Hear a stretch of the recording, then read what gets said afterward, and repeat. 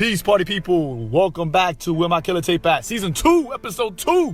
Word is born. Yo, thank y'all for all the love. We're going to do the usual stuff that we usually do on here, right? Wow, that's crazy. Redundancy, right? We're going to talk about, how to approach women again, the health segment. And we actually going to continue our Men Ain't Shit segment as well. And we got a review on here. I got an old throwback too as well. Shout out to Camp Low. But yo, check it out, man. I love y'all.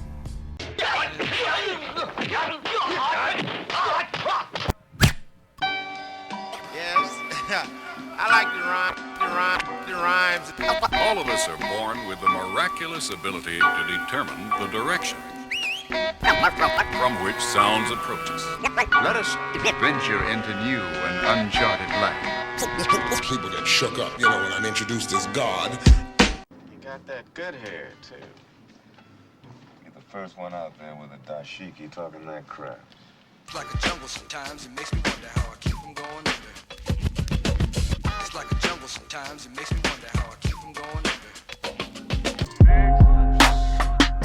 I pull up, hop out, air out, made it look sexy. They won't take me out my element. Nah, take me out my element. Yo, for this episode, I'm sipping on some gin and tonic. I use Seagram's gin. I use this other gin sometimes, but Seagram's is actually the best, man, because it has like this little kick aftertaste. It reminds me of ginger, even though it's not ginger. And then I use this tonic water from this company called T3. It's really, really good. I mean, it's probably the best tonic water to use for if you're gonna make a gin and tonic. So it's real easy, and just throw a little bit of lemon, a little bit of lime in there. Squirt a little bit of lime in there, and you good. But that's what we're doing today. Word.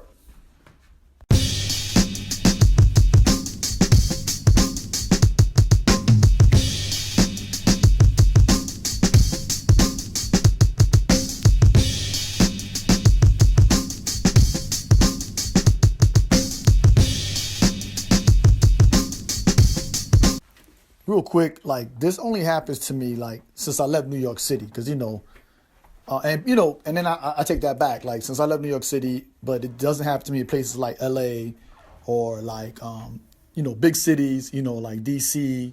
It doesn't happen in those places. But it's as soon as somebody learns that I'm Dominican, they be like, hola, right? And I'm like, yo, just a FYI, Dominicans don't say hola, man. We don't do that, man. So, and I gotta constantly educate people. And I get it, people wanna, they wanna find that common ground. They wanna get to know you a little bit better. They wanna kind of break the ice.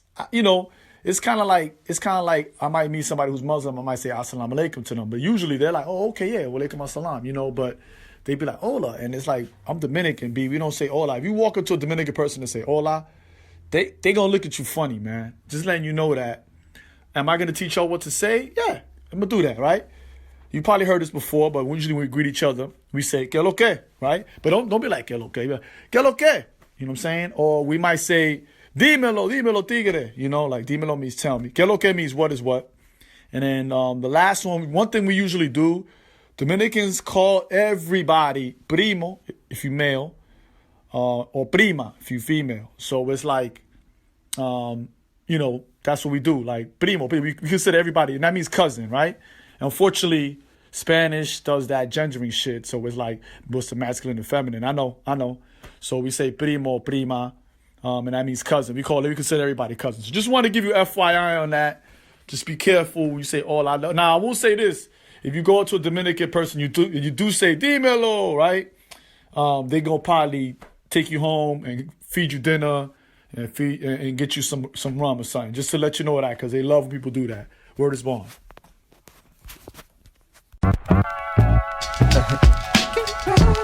Medina Green, DCQ, Law I2, Medina Green.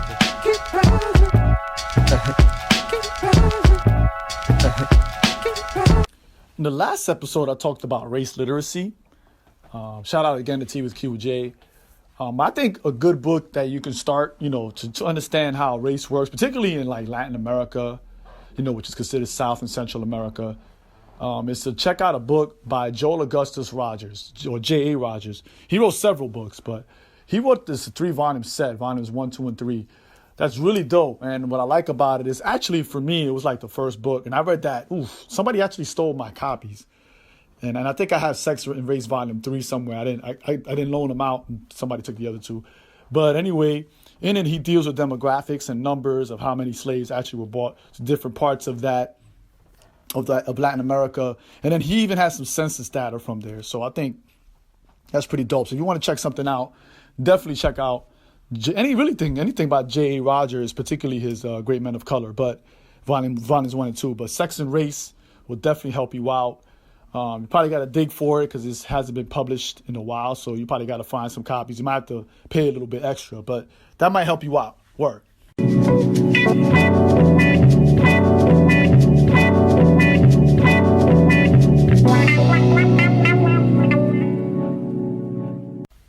What you reading, my man?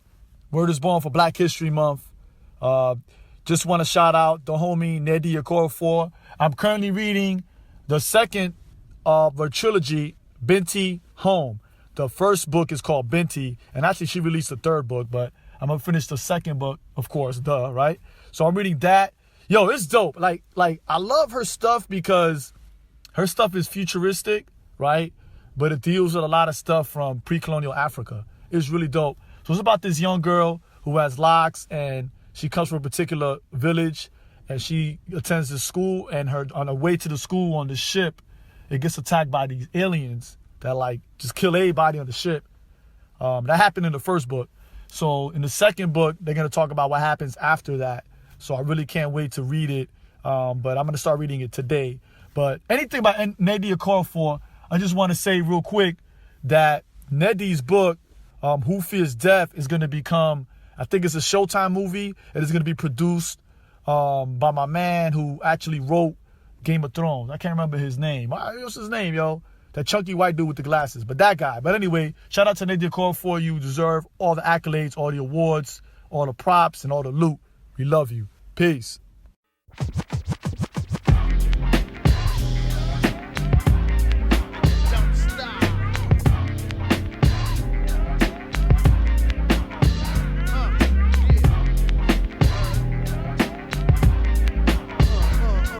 Yo, happy 50th to the God, Rakim Allah. Man, like 50 years old, the big 5-0. Let me just say this real quick, man.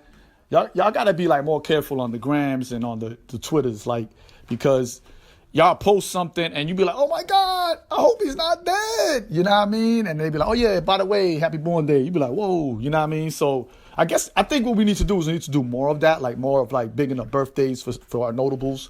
And I think that'll probably take away from that stigma. Because I'd be like, oh, snap, why is he all over my TL? Oh, my God. But happy born day again to the God, Rakim Allah. Word is born. Yes. The name of the game is Lightworks. Light up the scripts. The name of the game is Lightworks. I know I'm mad late with this, but Tariq Nasir and Dr. Umar got beef. Like, I know I'm mad late, but I just think that it's mad funny. Not that they got beef. Like, you know, if you got beef with somebody, you got beef. You know what I mean? Like, sometimes you got beef with people and, like, other people not gonna understand why you have beef, but you got beef, right? Because, yo, I think, quite honestly, beef is natural. Anyway, I digress. But I just thought it was funny how you know, like, you could tell who's a G and you could tell who's been in beef before by how they talk junk. But Tariq Nasir says something to the effect of, I'll tie you up and slap your titties around. Like, and yo, I'm not trying to be funny, you know what I'm saying? I'm not trying to engender motherfuckers or anything like that, but that sounds rather homoerotic, Tariq. Like, for real, for real. Anyway, they both hate black women, so what do you want, right?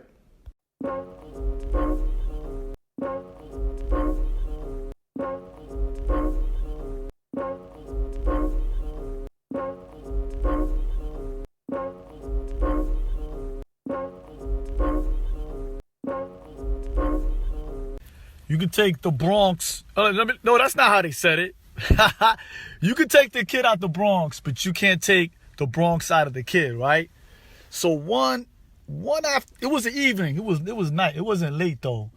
I know it was right before the holidays, so it was like a lot of people shopping. So my daughter works at the mall. I don't even mess around with malls because that's just not, this is not my thing, man. So anyway, I went to pick my daughter up. So like, I usually pull up right in front of the mall where the entrance is and just wait for her there.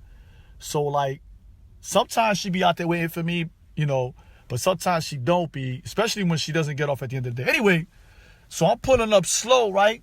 And there's like 6 cats like grilling me, yo. Like they was like grilling me hard. Like bending over to see into my car. Like they were looking at me hard, yo, as I was coming up. So right, I pull up, and I swear to God, they like looking in my car like they're looking for something.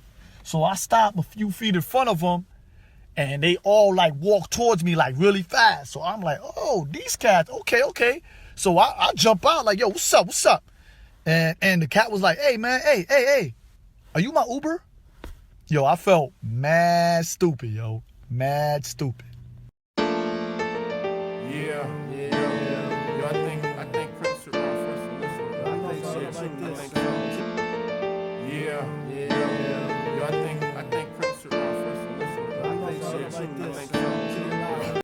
Man, yo, so January 28, 1997, that's 21 years ago at the moment of this recording, which is on January 28th. You probably hear this after January 28th.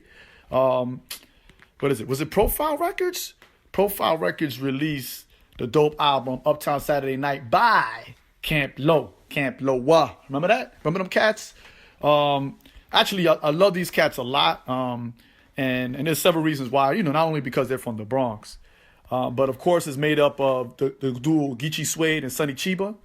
Of course, named after 70s blaxploitation icons, right?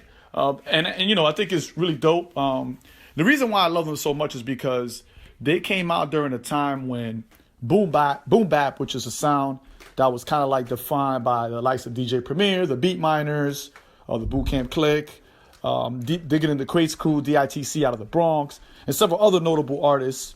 And I think this album at the time was like a departure from that, and they were from the Bronx. Which kind of like helped bring out that boom bap style of sound. And we talked about a long time ago, several episodes ago, on Where My Killa Tape At. And it was produced by Ski, who I think is probably one of the most underrated producers in the industry. Ski produced a lot of dope stuff. And I think if you listen to this album, you can really see how he stands out. He's produced mad joints that you got to really check out. So if you get a chance to check him out. And Ski used to be in a group called Original Flavor, which actually Jay-Z was on one of them songs when he was doing that. When he was doing the Das Effect style, which Jaz-O, his mentor, claimed that Das Effect stole from. So it's real interesting how you have all those connections. But anyway, there's a song on there that I like that he did with my man from Diggable Planets, which I think is dope. But it's a really dope album. Their rhyme style is mad different from what everybody else was doing. And I thought it was really, really dope. But I think overall, Uptown Saturday Night is a classic hip-hop album that I think is underrated, and a lot of people don't even put in their top 25. And I think you should check it out if you haven't. But again, it came out 21 years ago. Word.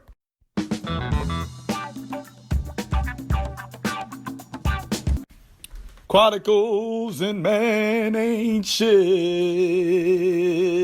Yo, what up, party people? Just real quick, I want to talk about the use of the term females. And it's funny because you see a lot of women say, hey, I don't like how you use the word female, right? Or females in a particular sentence. And guys are like, well, I'm not trying to be disrespectful, et cetera, et cetera, et cetera, et cetera. Now, there's several reasons why you shouldn't use the term. And what I mean by that is I could see if we're talking about, animals or whatever. So you say, the dog was a female, the dog was a male, right? But I think a lot of it is the usage of pronouns and how you should refer to people, You should say most women or some women and it's funny because when I talk to my students and I hear them say, you know how females are, and I'd be like, what do you mean? Female dogs, female birds, et cetera, et cetera. But, we can get into that. We can get into why or why not you shouldn't use the word females. I ask you to use your Googles on that one. But if you want to debate, you know where I'm at.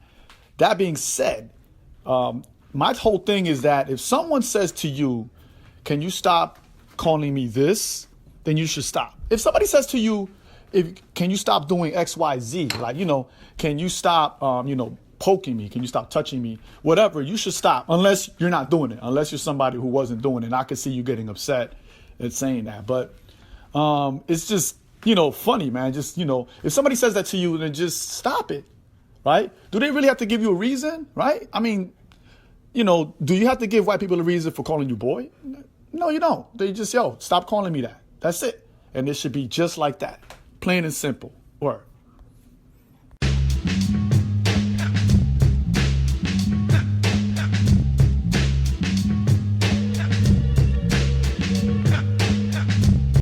I'm going to say two things about the Monique situation when she was asking us to boycott Netflix. Mitch, I don't think I think she's right on so many counts. But just two things that I noticed, and this is outside of misogynoir.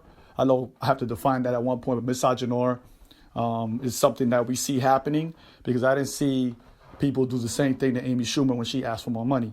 Anyway, one thing is that what I always loved about Monique is that she always knew her worth. She always knew her value.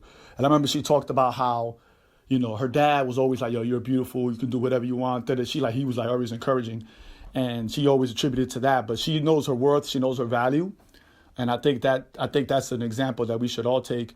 And number two, the last thing I want to talk about, and then I'm going to leave it alone, is that most of us, and when I say most, I should say all, right? Because I'm actually thinking 99.8888%, right? Are actually underemployed, right? We actually are. And that's another reason why they tell us not to talk about salaries, because if you did talk about salaries in the workplace, you will learn that some people who do actually less work than you do and put in less work than you do actually make more money than you do, even though you might qualify more than us, particularly if you're black, brown, and you're a woman. So let's talk about that. So we can learn a lesson in this in knowing your value and realizing that a lot of us, and President Party included, are underemployed. Word. Yes. The name of the game is Lightworks. Night of the Slips. The name of the game is Lightworks. I got a question for y'all. Like, how y'all let these flat earth people come back into the fold like they shit is legitimate? Like, they coming into spaces like, yo, we have to consider that the earth might be flat. Where they come from with that? Like even in the mythology of Christopher Columbus, do cats say that the earth is not flat? Like, even in that instance, so how these cats come back into the fold, man? Don't blame it on the internet, though. Come on, man. We can't, people will say, oh, you should respect people's perspectives. Some perspectives don't even need to be respected, yo. Word. Yeah.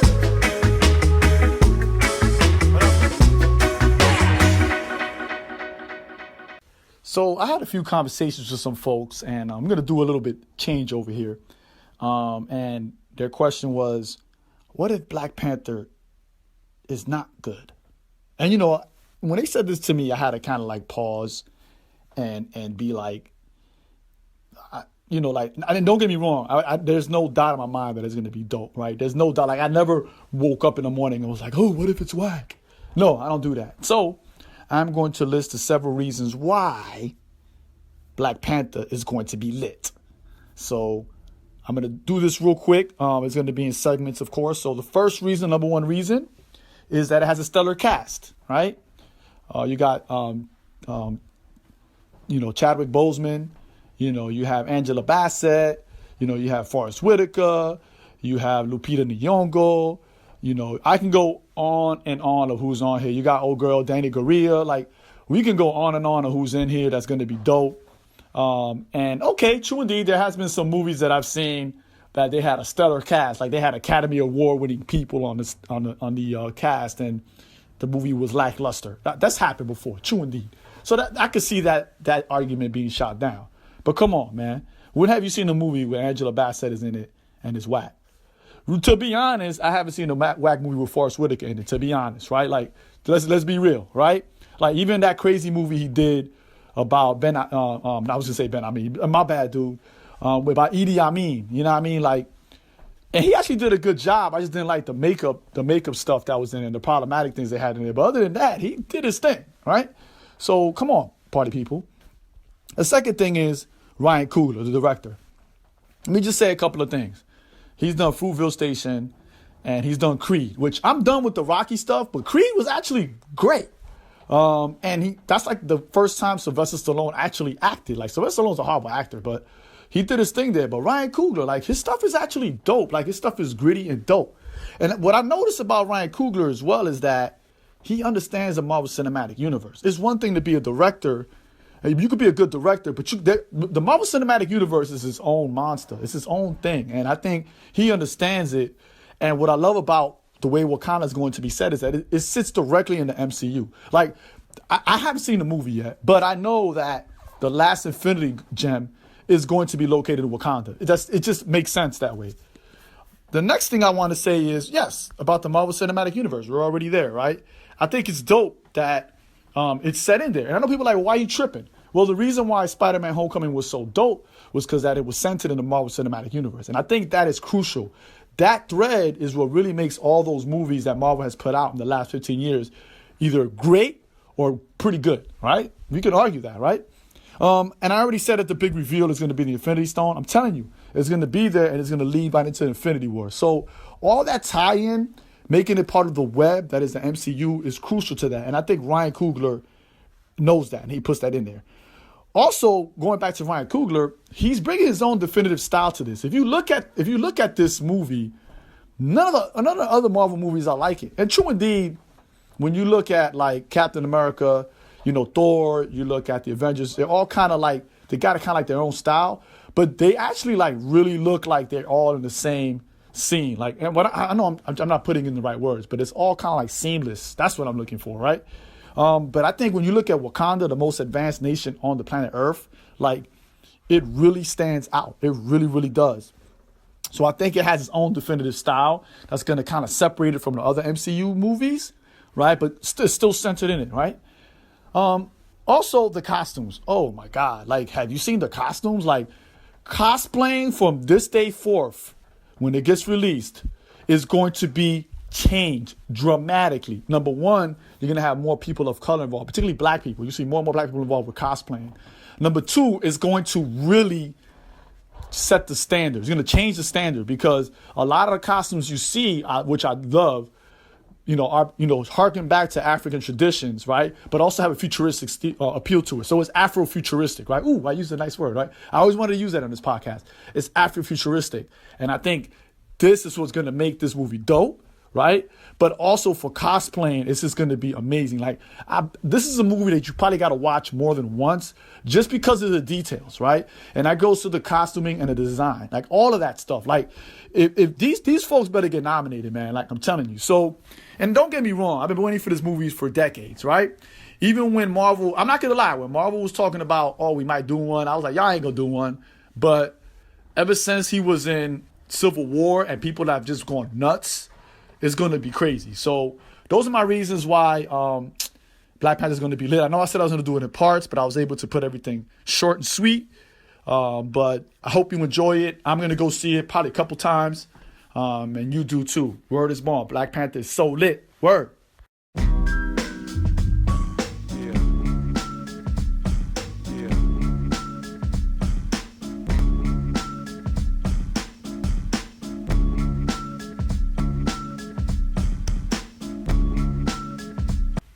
Yo, real quick, a brother's on Stitcher now. So you can find us on 4 different platforms. You can find us on iTunes.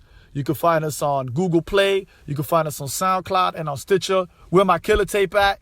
Yo, really check us out there. Yo, if you want iTunes, please subscribe, leave reviews. Yo, show us mad love. I'm telling you, B. Because, yo, I'm trying to get it out here. Word is born. If you want to talk about the show, hashtag where my Killa tape at. Please do that, man. Or just hashtag where my Killa tape at wherever you at. Instagram, Twitter, whatever. I'm not on Facebook, so I guess, I don't know if you want to, you can. But also, real quick, I did some things on here. I'm going to put that stuff in the show notes, so check it out. But please show a brother some love. Where my Killa tape at? What up?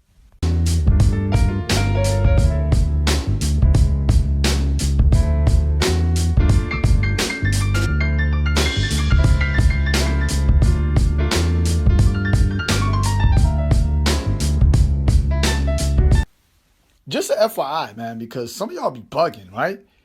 You could be white and married to someone black. You could even have kids with that person and still be racist, right? You can never said the N-word in your entire life. You could be white and do it right and just never say the N-word in your entire life, right? And have actually black friends, right? Black and Latino and Asian friends, and still be racist. That's very possible, right? You could even be a Democrat, right? And support racist policies. And just to let you know, that makes you racist, right? Let me just drop a little jewel on you. If you're a black man married to a black woman, you can still hate black women. You can have a black daughter, right? And still hate black women. Think about that for a second. Word.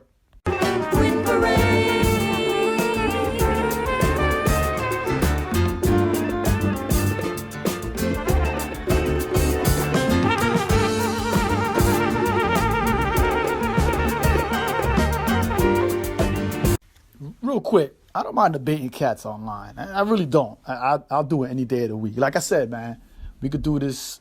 We can go out in the streets and we can meet up and we can do this. Like, I don't have a problem with it. I just have an issue with YouTube scholars, like people that like, they get all the information from YouTube. And look, I love YouTube. I probably spend about maybe an hour and a half a day on YouTube. Sometimes I spend like 3 hours on Saturday mornings on YouTube because they have all my Deezus and Murrow episodes and everything. And I also get my capoeira and my b-boy vids from there. So I spend a lot of time on there. But I think like we got to be careful because a lot of people will debate you. And then when you ask for evidence, they'll send you YouTube links to these poorly edited videos of splices of movies and horrible, horrible photoshopping and horrible, horrible PowerPoint presentations. And they try to put that up as evidence. And, you know, like, you guys got to stop that, man. And there's usually dudes that do it, right? And I don't like to use the word ghetto scholarship because I heard a lot of people who call that as ghetto scholarship. I don't, because I'm ghetto. So I take offense to that. But yo, go to the library, read some books, use your Googles. You know what I mean? Go to some lectures, you know, take some classes, like learn the theory, do all that stuff, learn the statistics, the demographics, all that stuff. Read academic journals, like do the real knowledge, man. Don't be coming in here doing YouTube scholarship stuff and sending it to people like, look, you're actually Hebrew. No, that YouTube video does not prove in any which way or form that I am a Hebrew. So let's chill with that. Word.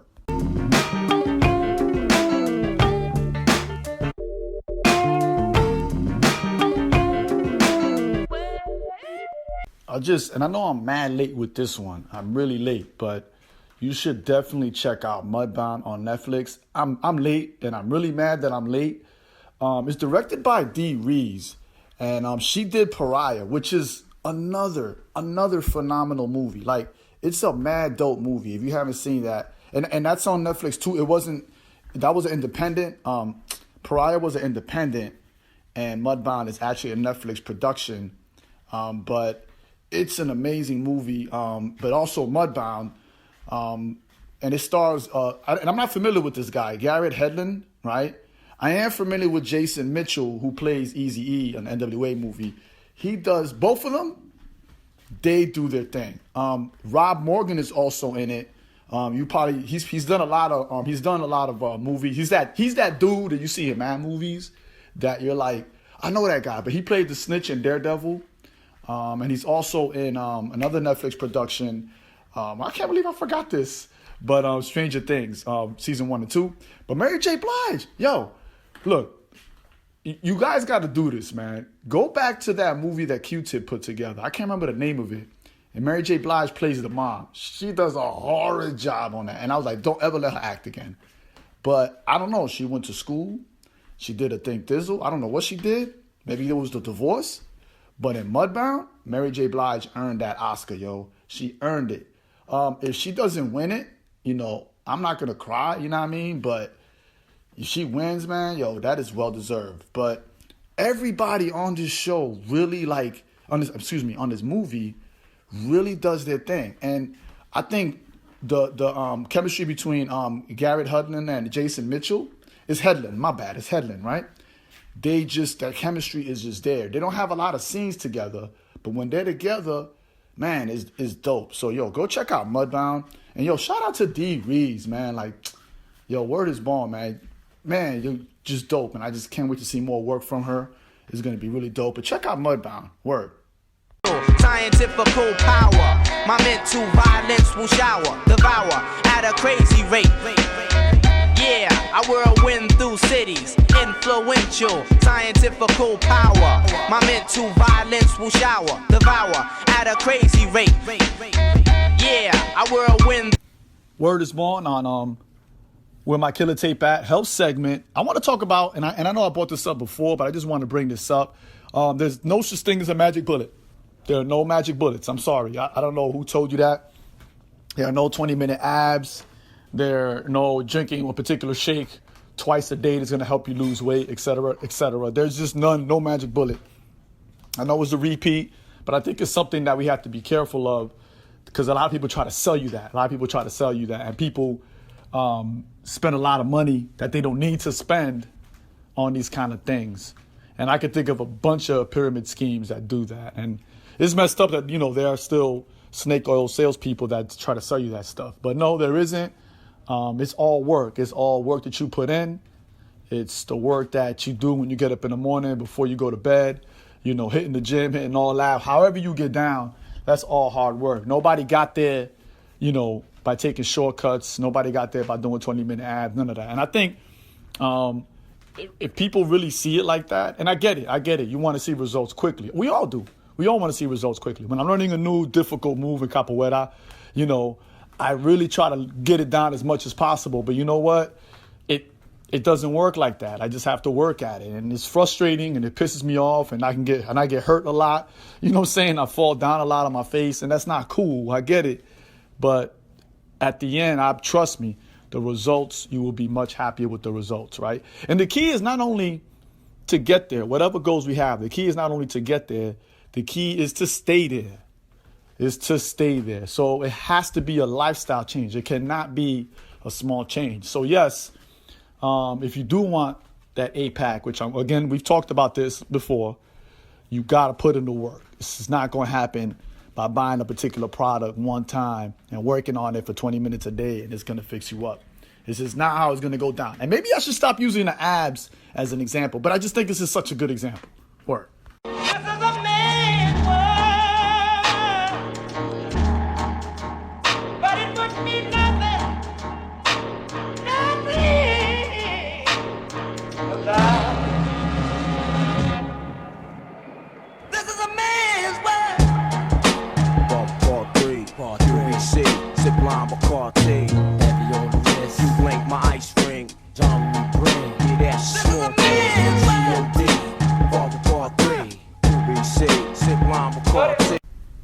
In this segment of how to approach women, it's more a precautionary idea.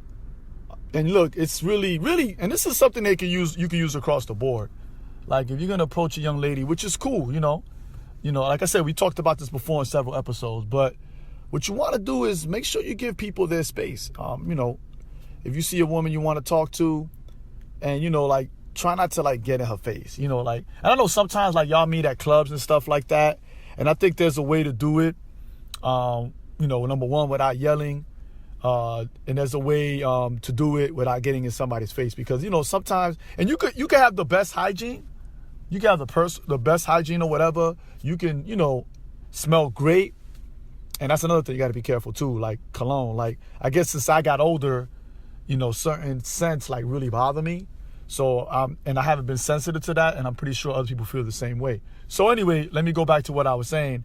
Give people their space, man. Y'all got to be real careful with that, because it could come off as aggressive. It could come off as bothersome. So in the previous segment, we talked about body language and paying attention to people's body language and how they might feel. So if you approach a young woman and she jumps back, that's a sign that you might want to step back yourself, right? Or if she kind of turns and faces away from you, that's just another sign, and go back to the first episode of season 1, we talked about rejection. So, pay attention to body language and, space, and I look at it from something from a personal perspective. I don't want nobody all up in my grill, unless it's somebody that I know and I'm really, really cool with and we have that kind of relationship. And you could be fine as hell. If I don't know you like that, I don't really want you in my face like that. So I think that's something that you should be, aware of. And then again, watch other people's body language Be real careful. So I guess this one would be about proximity, right? I hope this helps out. And, if you have any questions of what you want me to talk about, any ideas, you can hit me up on Twitter at DanTrezOmi or at Omi's Podcast, OMISPODCAST. And, you can just ask a question or something that you want me to talk about when it comes to how to approach women. Peace.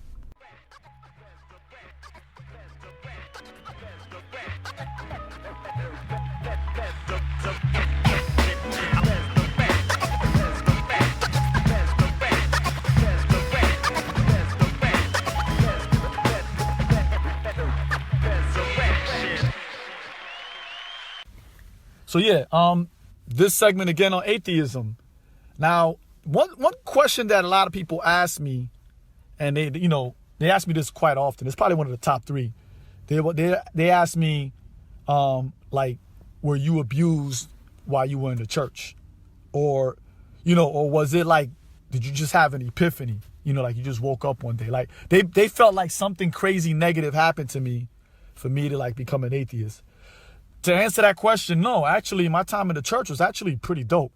When I was young, and I'm talking about my teen years, the priest that worked at the school I was at, right? Shout out to Rice High School in Harlem, right? It's no longer there though.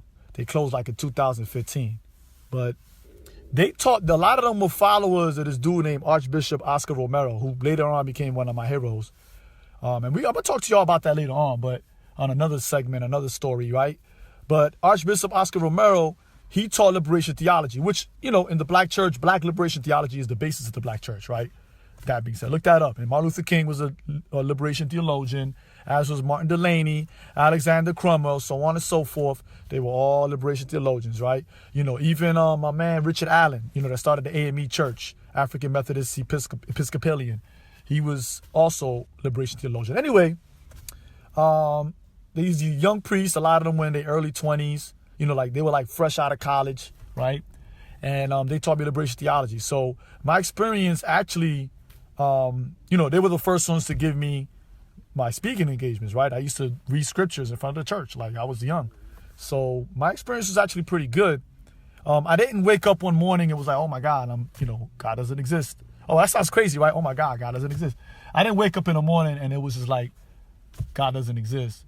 It was a slow, long process of me becoming an atheist, right? It was years, decades of studying and researching and praying and meditating and crying and agonizing and sweating and staying up late and thinking about it and worried about what's going to happen. And am I going to get struck by lightning? Am I going to fall down into the sewers and get eaten by piranhas because I blasphemed against God, right?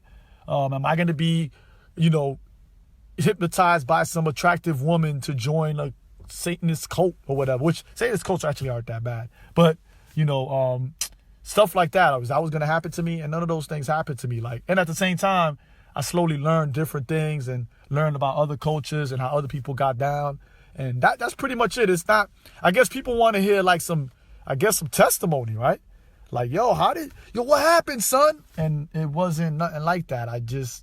It wasn't like, it was very slow. I'm going to say strenuous, you know what I mean? But nothing crazy happened to me, man. And I slowly, at one time I was agnostic and then I became an atheist. But I'm gonna probably sit down and write down the different things that led to me becoming an atheist one day. And maybe I'll just read those out to you. But I hope that helps. Word.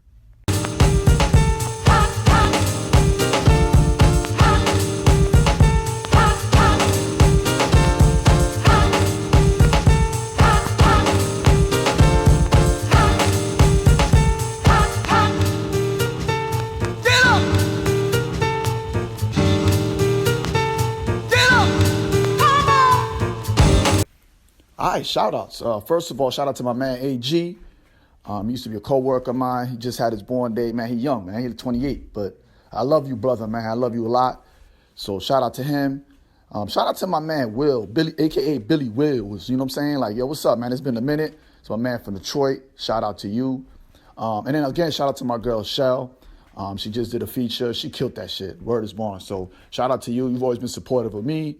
Way more supportive than I am of you, but you be killing the game, man. Word is born. Peace.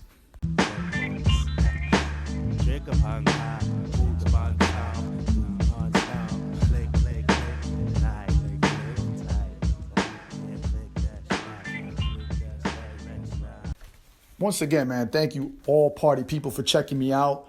You know, we on 4 platforms now. We just got put on Stitcher. If you want to continue the conversation, hashtag where my Killa tape at. Killa is spelled Killatape. Again, once again, another bang. I hope you enjoy it. You know where I'm at. You can find me on Twitter at DanTrezOmi or at Omi's Podcast, OMIS Podcasts. Until we meet again, peace.